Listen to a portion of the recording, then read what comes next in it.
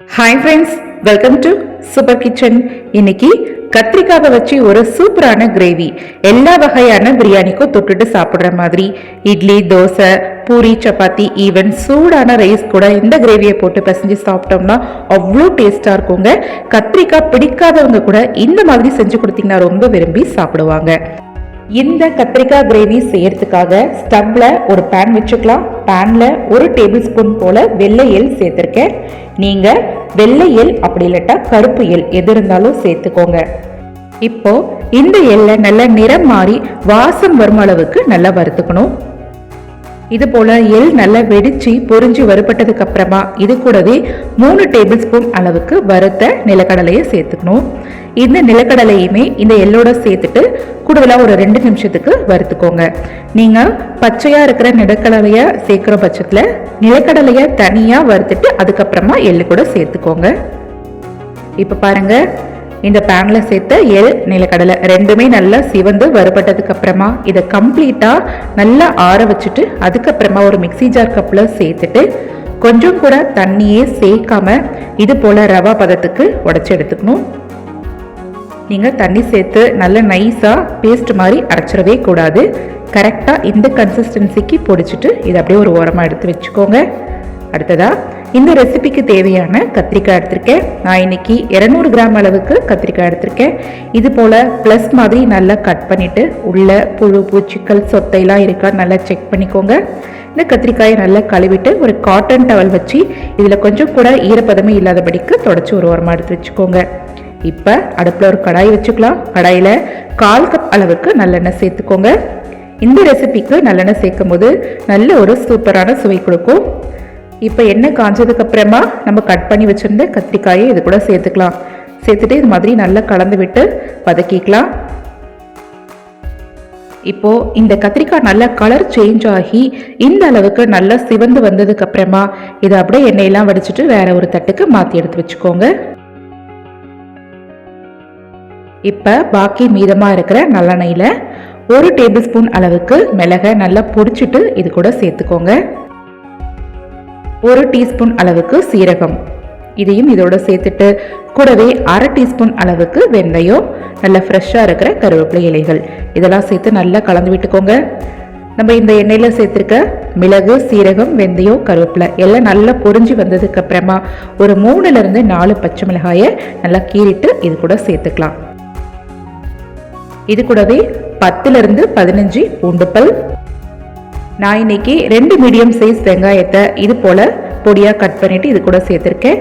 சேர்த்துட்டு நல்லா ஈவனாக கலந்து விட்டுக்கோங்க. நீங்கள் வெங்காயம் சின்ன ஸ்மால் சைஸாக இருக்கிற பட்சத்தில் 3லிருந்து 4 கூட கட் பண்ணிட்டு சேர்த்துக்கலாம். நம்ம சேர்த்துருக்க இந்த வெங்காயம் நல்ல ஒரு கண்ணாடி பதம் வந்ததுக்கு அப்புறமா ஒரு பெரிய சைஸ் தக்காளியை, அதுவும் நல்லா பழமாக இருக்கிற தக்காளியாக பார்த்து எடுத்துக்கோங்க. அதையும் இந்த மாதிரி பொடியாக கட் பண்ணிட்டு இது கூட சேர்த்துக்கலாம். சேர்த்துட்டு இந்த ரெசிபிக்கு தேவையான அளவுக்கு கல்லுப்பு சேர்த்துக்கோங்க. கூடவே 1/4 டீஸ்பூன் அளவுக்கு மஞ்சள் பொடி இதெல்லாம் சேர்த்து நல்ல ஒரு தடவை ஈவனாக இது போல கலந்து விட்டுக்கோங்க. இப்போ இந்த கிரேவிக்கு தேவையான காரத்துக்கு மேற்கொண்டு 1 டீஸ்பூன் அளவுக்கு தனி மிளகாய் தூள் சேர்த்துக்கலாம். கூடவே 2 டேபிள் ஸ்பூன் அளவுக்கு குழம்பு மிளகாய் தூள் சேர்த்துக்கோங்க. நீங்கள் குழம்பு மிளகாய் தூளுக்கு பதிலாக தனியா தூள் இருந்தால் கூட 2 டேபிள் ஸ்பூன் போல் சேர்த்துக்கோங்க. சேர்த்துட்டு இந்த மாதிரி நல்லா கலந்து விட்டுக்கோங்க.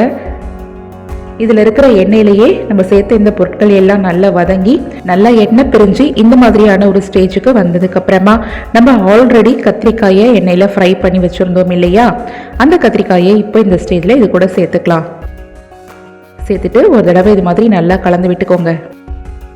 இந்த மசாலா பொருட்களோடையே நம்ம இந்த கத்திரிக்காவையும் 1 நிமிஷத்துக்கு இது மாதிரி நல்லா பரட்டி விட்டு முடிச்சதுக்கு அப்புறமா நான் ஆல்ரெடி ஒரு லெமன் சைஸ் அளவு புளியை ஒரு 1/2 கப் அளவுக்கு தண்ணியில் ஊற வச்சுருந்தேன். அந்த புளியை நல்லா கரைச்சிட்டு அந்த புளி தண்ணி சாறை மட்டும் இந்த கத்திரிக்காயில் சேர்த்துக்குவோம். சேர்த்துட்டு நல்லா கலந்துக்கோங்க. இதில் சேர்த்துருக்க இந்த புளி தண்ணி சாரோட பச்சை வாசனை போகிற அளவுக்கு 5 நிமிஷத்துக்கு நல்லா மூடி போட்டு வேக வைக்காம ஓப்பன்லேயே இந்த கத்திரிக்காய் கிரேவி நல்லா கொதிக்கட்டுங்க. 5 நிமிஷத்துக்கு இந்த கத்திரிக்காய் கிரேவி நல்லா கொதிச்சதுக்கு அப்புறமா நம்ம சேர்த்த இந்த எண்ணெய் எல்லாம் நல்லா மேலே மிதந்து சும்மா தகதகுன்னு சூப்பராக மிதந்து வர ஆரம்பிச்சிரும். கத்திரிக்காயும் ஆல்மோஸ்ட் நல்லாவே வெந்து வந்துருச்சு.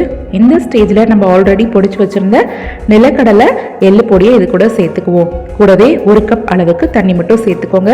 கூடுதலாக தண்ணி சேர்க்க தேவையில்லைங்க. அதுக்கப்புறம் கிரேவி ரொம்ப தண்ணியாக மாறிடும். இப்போ இதெல்லாம் சேர்த்ததுக்கப்புறமா ஒரு தடவை நல்லா இந்த மாதிரி ஈவனாக கலந்து விட்டுக்கோங்க. இப்போ ஆல்ரெடி கத்திரிக்காய் நல்லா வெந்துருச்சு. இது இனிமேல் ரொம்ப கொதிச்சு வரணும்னு அவசியம் இல்லைங்க.